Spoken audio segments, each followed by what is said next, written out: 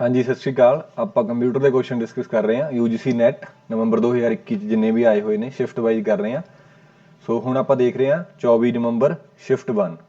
ਪਹਿਲਾ ਕੁਐਸਚਨ ਹੈ what is the world wide web. World wide web ਕੀ ਹੈ? ਵਰਲਡ ਵਾਈਡ ਵੈਬ ਇੱਕ ਆਪਣੇ ਕੋਲ ਕੰਟੇਨਰ ਹੈ ਜਿਹੜਾ ਸਾਰੀਆਂ ਵੈਬਸਾਈਟਸ ਤੇ ਵੈਬ ਪੇਜਸ ਨੂੰ ਹੋਲਡ ਕਰਦਾ ਹੈ।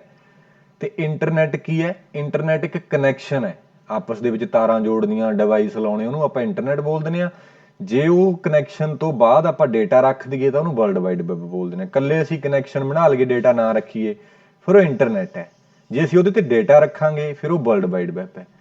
ਤਾਂ ਆਪਸ਼ਨਾਂ ਦੇਖਦੇ ਹਾਂ ਆਪਾਂ। ਆਪਸ਼ਨ ਏ ਹੈ collection of web pages stored on website, ਬਿਲਕੁਲ ਠੀਕ ਹੈ। ਪਰ ਆਪਾਂ ਦੂਜੇ ਵੀ ਦੇਖਦੇ ਹਾਂ, ਹੋ ਸਕਦਾ ਇਹਦੇ ਤੋਂ ਕੋਈ ਜ਼ਿਆਦਾ ਐਪਰੋਪਰੀਏਟ ਹੋਵੇ। ਠੀਕ ਹੈ, ਜਿਹੜੇ ਐਵੇਂ ਦੇ ਕੁਐਸਚਨ ਹੁੰਦੇ ਨੇ ਕਈ ਵਾਰੀ ਤਾਂ ਇਹਨਾਂ ਚੋਂ ਸਟੇਟਮੈਂਟ ਥਿਊਰੀ ਦੇ ਵਿੱਚੋਂ ਸਾਰੇ ਠੀਕ ਲੱਗਦੇ ਹੁੰਦੇ ਨੇ, ਪਰ ਆਪਾਂ ਮੋਸਟ ਐਪਰੋਪਰੀਏਟ ਦੇਖਣਾ ਹੁੰਦਾ। ਜਿਵੇਂ ਬੀ ਹੈ ਇੰਟਰਕਨੈਕਟਡ ਨੈਟਵਰਕਸ, ਤਾਂ ਉਹ ਇੰਟਰਨੈਟ ਹੁੰਦਾ, interconnected networks. Hyper text processor ਇਹ ਵੀ ਨਹੀਂ ਹੈ, ਵੈਬ ਬਰਾਊਜ਼ਰ ਵੀ ਨਹੀਂ ਹੈ ਨਾ। ਸੋ ਇਹ ਆਪਸ਼ਨ ਹੈ, ਤਾਂ ਇਹਦਾ ਇਹ ਆਨਸਰ ਹੈ। ਇਹ ਵਰਲਡ ਵਾਈਡ ਵੈਬ ਹੈ। ਇਹਦੇ ਵਿੱਚ ਸਾਰੀਆਂ ਵੈਬਸਾਈਟਸ ਵਗੈਰਾ ਸਰਵਰ ਬਣੇ ਹੁੰਦੇ ਨੇ। ਠੀਕ ਹੈ, ਸਰਵਰਸ ਤੇ ਡੇਟਾ ਸਟੋਰ ਹੁੰਦਾ ਹੈ। ਅਗਲਾ ਕੁਐਸਚਨ ਹੈ ਵਾਟ ਇਜ਼ ਈਥਰਨੈਟ। ਤਾਂ ਈਥਰਨੈਟ ਇੱਕ ਟਾਈਪਸ ਹੈ, types of LAN, types of LAN local area network, ਜਾਂ ਕਹਿ ਸਕਦੇ ਹਾਂ ਪ੍ਰੋਟੋਕੋਲ, ਪ੍ਰੋਟੋਕੋਲ ਇਨ ਲੈਨ। ਇਹ ਕਹਿ ਲਓ ਵੀ ਲੋਕਲ ਏਰੀਆ ਨੂੰ ਕਨੈਕਟ ਕਰਨ ਦਾ ਇੱਕ ਤਰੀਕਾ ਹੈ। ਜ਼ਿਆਦਾਤਰ ਈਥਰਨੈਟ ਹੀ ਚੱਲਦਾ, ਈਥਰਨੈਟ ਬੋਲ ਦਿੰਦੇ ਆਪਾਂ ਆਲਟਰਨੇਟਿਵਲੀ, ਹੈ ਨਾ। ਇਹਦੇ ਵਿੱਚ ਕਿਵੇਂ ਕਨੈਕਸ਼ਨ ਹੁੰਦੇ ਨੇ, ਕਿਵੇਂ ਐਡਰੈਸਿੰਗ ਹੁੰਦੀ ਆ, ਉਹ ਚਲੋ ਜ਼ਿਆਦਾ ਡਿਟੇਲ ਆਪਾਂ ਨਹੀਂ ਜਾਣਾ ਉਹਦੇ ਵਿੱਚ, ਪਰ ਇੱਕ ਤਰੀਕਾ ਕਨੈਕਟ ਕਰਨ ਦਾ। ਸੋ ਇਹਦੇ ਤੇ ਆਪਾਂ ਦੇਖਦੇ ਹਾਂ ਕੀ ਕੁਐਸਚਨ ਪੁੱਛਦਾ ਉਹ। ਇਹ ਪ੍ਰੋਟੋਕੋਲ ਯੂਜ਼ਡ ਬਾਈ ਮੈਨੀ ਵਾਇਰਡ ਲੈਨ, ਇਹ ਠੀਕ ਲੱਗ ਰਹੀ ਹੈ। ਅਗਲਾ ਦੇਖਦੇ ਹਾਂ protocol used for address translation. ਨਾ, ਐਡਰੈਸ ਟ੍ਰਾਂਸਲੇਸ਼ਨ ਦੇ ਲਈ ਇਹ ਪ੍ਰੋਟੋਕੋਲ ਨਹੀਂ ਹੁੰਦੀ, ਉਹਦੇ ਲਈ ਹੁੰਦੀ ਹੈ ARP ਐਂਡ RARP। ਇਹ ਹੁੰਦੀ ਹੈ ਐਡਰੈਸ ਰੈਜ਼ੋਲੂਸ਼ਨ ਪ੍ਰੋਟੋਕੋਲ, RARP ਹੁੰਦੀ ਹੈ ਰਿਵਰਸ ਐਡਰੈਸ ਰੈਜ਼ੋਲੂਸ਼ਨ ਪ੍ਰੋਟੋਕੋਲ। ਤੁਸੀਂ ਲਿਖ ਸਕਦੇ ਹੋ ਸਕਦਾ ਐਬਰੀਵੇਸ਼ਨ ਪੁੱਛ ਲਿਆ ਆਪਾਂ ਨੂੰ।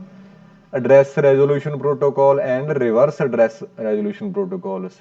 ਅਗਲਾ ਆਪਸ਼ਨ ਹੈ ਸਿਕਿਉਰਿਟੀ ਪ੍ਰੋਟੋਕੋਲ, ਸਿਕਿਉਰਿਟੀ ਪ੍ਰੋਟੋਕੋਲ ਵੀ ਨਹੀਂ ਹੈ ਇਹ। ਅਗਲਾ ਹੈ ਕੋਲੀਜਨ ਡਿਟੈਕਸ਼ਨ ਪ੍ਰੋਟੋਕੋਲ, ਇਹ ਵੀ ਨਹੀਂ ਹੈ। ਸੋ ਇਹਦਾ ਇਹ ਆਨਸਰ ਹੈ। ਠੀਕ ਹੈ ਜੀ। ਇਹ ਜਿਵੇਂ ਈਥਰਨੈਟ ਸਵਿਚ ਔਰ ਹੱਬ ਲਾ ਕੇ ਦਿਖਾਇਆ ਹੋਇਆ ਕੰਪਿਊਟਰ ਦੇ ਨਾਲ, ਕਿਵੇਂ ਇੰਟਰਨੈਟ ਨਾਲ ਕਨੈਕਟਡ ਹੈ। ਇਹ ਲੋਕਲ ਏਰੀਆ ਨੈਟਵਰਕ ਹੈ ਸਾਰਾ, ਉਹਦੇ ਵਿੱਚ ਇਹ ਇੱਕ ਤਰੀਕਾ ਹੈ ਕਨੈਕਟ ਕਰਨ ਦਾ, ਈਥਰਨੈਟ। ਠੀਕ ਹੈ। ਅਗਲਾ ਕੁਐਸਚਨ ਹੈ ਮੈਚ ਕਰਨੇ ਨੇ ਲਿਸਟ 1 ਤੇ ਲਿਸਟ 2। ਲਿਸਟ 1 ਦੇ ਵਿੱਚ ਪਹਿਲਾਂ ਹੈ ਸਿਸਟਮ ਸੌਫਟਵੇਅਰ। ਇਧਰੋਂ ਦੇਖੀਏ ਲਾਇਬ੍ਰੇਰੀ ਮੈਨੇਜਮੈਂਟ, ਫਾਇਰਵਾਲ, ਕੰਪਾਈਲਰ ਤੇ ਆਟੋਮੈਟਿਕ ਫ੍ਰਿਜ। ਤਾਂ compiler is a system software. System software ਕਿਹੜੇ ਹੁੰਦੇ ਨੇ? ਜਿਹੜੇ ਸਿਸਟਮ ਨੂੰ ਚਲਾਉਣ ਲਈ ਵਰਤੇ ਜਾਂਦੇ ਨੇ। ਜਿਵੇਂ ਆਪਰੇਟਿੰਗ ਸਿਸਟਮ ਹੈ ਕੰਪਿਊਟਰ ਨੂੰ ਚਲਾਉਣ ਲਈ ਵਰਤਿਆ ਜਾਂਦਾ ਹੈ ਨਾ, ਉਵੇਂ ਹੀ ਕੰਪਾਈਲਰ ਹੋ ਗਿਆ, ਇੰਟਰਪ੍ਰੇਟਰ ਹੋ ਗਿਆ, ਅਸੈਂਬਲਰ ਹੋ ਗਿਆ। All these are known as system software, ਜਿਹੜੇ ਸਿਸਟਮ ਮਸ਼ੀਨ ਨੂੰ ਚਲਾਉਂਦੇ ਨੇ, ਲੋ ਲੈਵਲ ਲੈਂਗੁਏਜ 'ਚ ਲਿਖੇ ਜਾਂਦੇ ਨੇ, ਹੈ ਨਾ।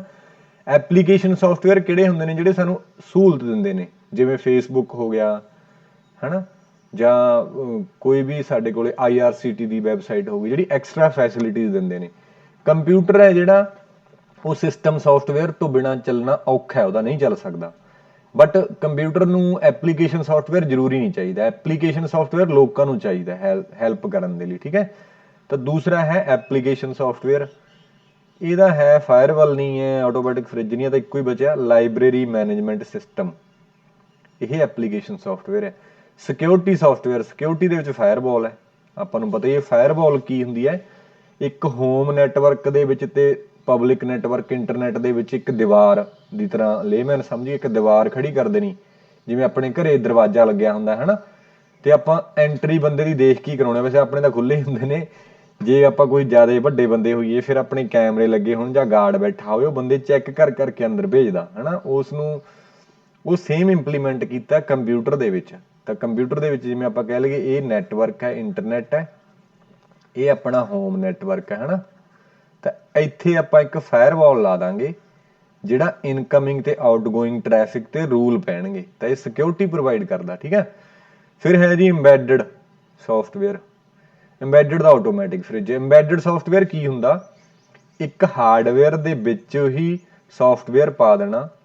ਇਹ ਹਾਰਡਵੇਅਰ ਹੈ, ਹਾਰਡਵੇਅਰ ਦੇ ਵਿੱਚ ਹੀ ਸੌਫਟਵੇਅਰ ਪਾ ਦੇਣਾ ਤੇ ਉਹਦਾ ਸਪੈਸੀਫਿਕ ਫੰਕਸ਼ਨ ਹੋਣਾ, ਉਹਨੂੰ ਅਸੀਂ ਇੰਬੈਡਡ ਬੋਲ ਦਿੰਦੇ ਹਾਂ। ਜਿਵੇਂ ਓਵਨ ਹੈ, ਓਵਨ ਦਾ ਆਪਣਾ ਹੀ ਕੰਮ ਹੈ, ਉਹਦੇ ਵਿੱਚ ਸੌਫਟਵੇਅਰ ਵੀ ਹੈ, ਤਾਂ ਉਹ ਆਪਣੇ ਕੋਲੇ ਕੀ ਹੈ, ਇੰਬੈਡਡ ਸਿਸਟਮ ਹੈ।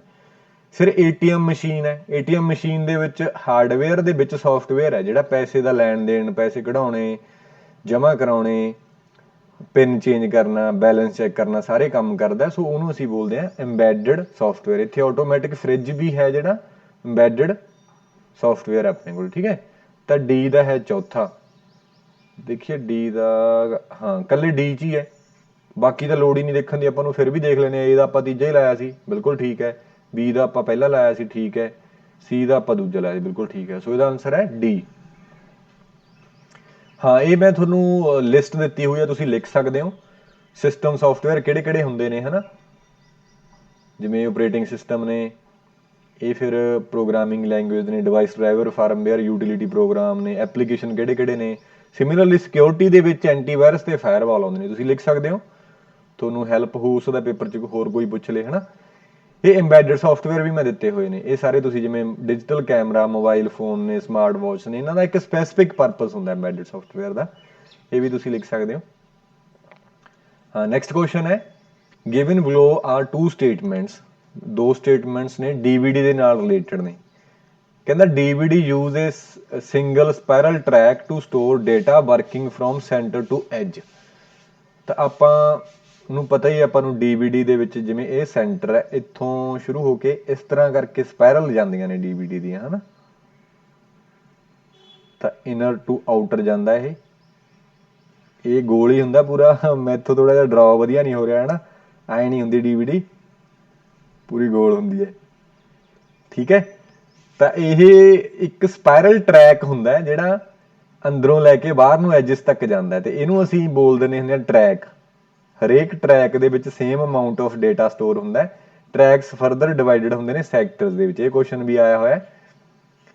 ਦੀ CD or DVD is divided into tracks, the tracks are further divided into sectors।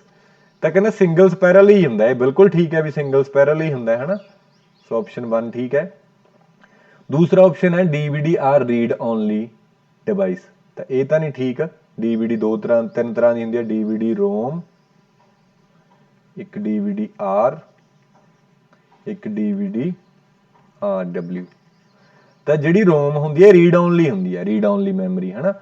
ਤੇ ਜੇ ਆਰ ਹੁੰਦੀ ਹੈ ਇਹ ਰਿਕਾਰਡੇਬਲ, ਮਤਲਬ ਬਲੈਂਕ ਡੀਵੀਡੀ ਮਿਲਦੀ ਹੈ, ਆਪਾਂ ਇੱਕ ਵਾਰੀ ਰਿਕਾਰਡ ਕਰ ਸਕਦੇ ਹਾਂ ਉਹਨੂੰ, ਖਾਲੀ ਲੈ ਕੇ ਆਉਣੇ ਆਪਾਂ, ਹੈ ਨਾ, ਜਿਹੜੀ ਡਿਪਾਰਟਮੈਂਟ 'ਚ ਦੇਣੀ ਹੁੰਦੀ ਆਪਾਂ ਅਕਸਰ ਹੀ ਯੂਜ਼ ਕਰਦੇ ਹਾਂ ਨਾ। ਫਿਰ ਇੱਕ DVD ਰੀਰਾਈਟੇਬਲ ਹੁੰਦੀ ਹੈ, ਮਤਲਬ ਇੱਕ ਵਾਰੀ ਲਿਖ ਲਿਆ ਫਿਰ ਢਾ ਲਿਆ, ਲਿਖ ਲਿਆ ਢਾ ਲਿਆ। ਸੋ ਇੱਥੇ ਨੇ ਮੈਂਸ਼ਨ ਨਹੀਂ ਕੀਤਾ ਕਿ DVD ਰੋਮ ਦੀ ਗੱਲ ਕਰਦਾ ਕਿ ਆਰ ਦੀ ਗੱਲ ਕਰਦਾ, so that is why this is wrong. So option ਪਹਿਲਾ ਟਰੂ ਹੈ, ਦੂਜਾ ਗਲਤ ਹੈ। ਸੋ ਇਹਦਾ ਸੀ ਆਨਸਰ ਹੈ, ਠੀਕ ਹੈ।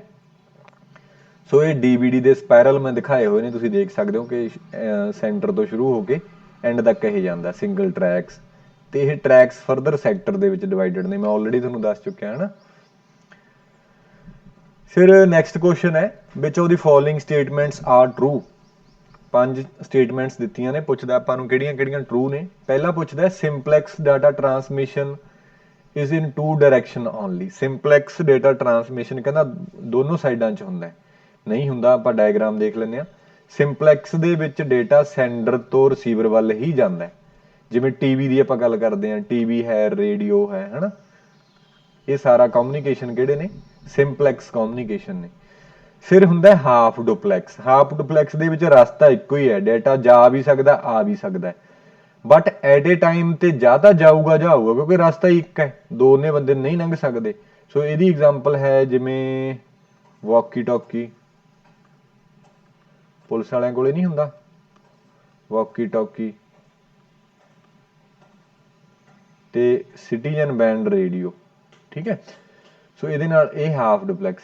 ਅਗਲਾ ਹੈ ਫੁੱਲ ਡੁਪਲੈਕਸ, ਜਾਂ ਇਹਨੂੰ ਕੱਲਾ ਡੁਪਲੈਕਸ ਵੀ ਕਹਿ ਦਿੰਦੇ ਆ, ਜਿਹਦੇ ਵਿੱਚ ਸੇਮ ਟਾਈਮ ਤੇ ਡੇਟਾ ਸੈਂਡ ਵੀ ਕਰ ਸਕਦੇ ਹਾਂ, ਰਿਸੀਵ ਵੀ ਕਰ ਸਕਦੇ ਹਾਂ, ਜਿਵੇਂ ਮੋਬਾਈਲ ਫੋਨ, ਇਹ ਇੱਕ ਐਗਜ਼ਾਮਪਲ ਹੈ ਆਪਣੀ, ਹੈ ਨਾ।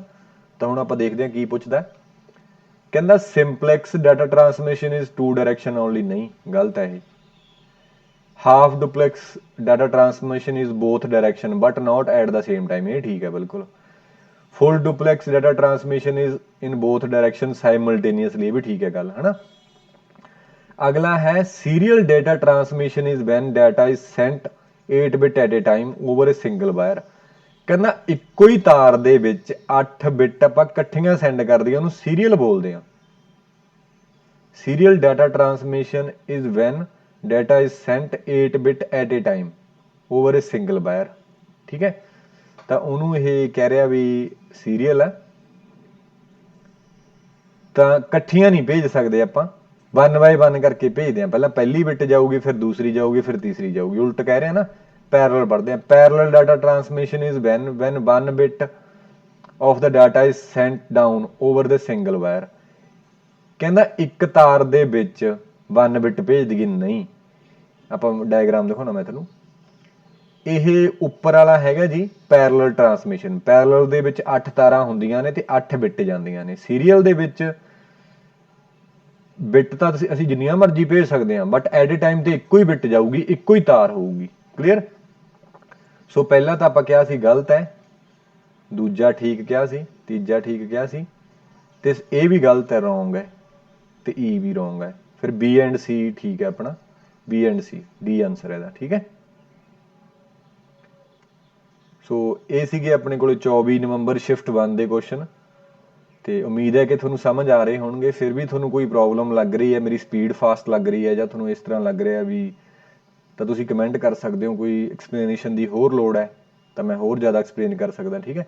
ਬਾਕੀ ਜੇਕਰ ਤੁਹਾਨੂੰ ਸਾਡਾ ਕੰਮ ਪਸੰਦ ਆਉਂਦਾ ਹੈ ਤਾਂ ਤੁਸੀਂ ਵੀਡੀਓ ਨੂੰ ਲਾਈਕ ਕਰੋ, ਤੇ ਚੈਨਲ ਨੂੰ ਪਲੀਜ਼ ਸਬਸਕ੍ਰਾਈਬ ਕਰੋ, ਤੇ ਆਪਣੇ ਦੋਸਤਾਂ ਮਿੱਤਰਾਂ ਨਾਲ ਵੀ ਸ਼ੇਅਰ ਕਰੋ। Thank you.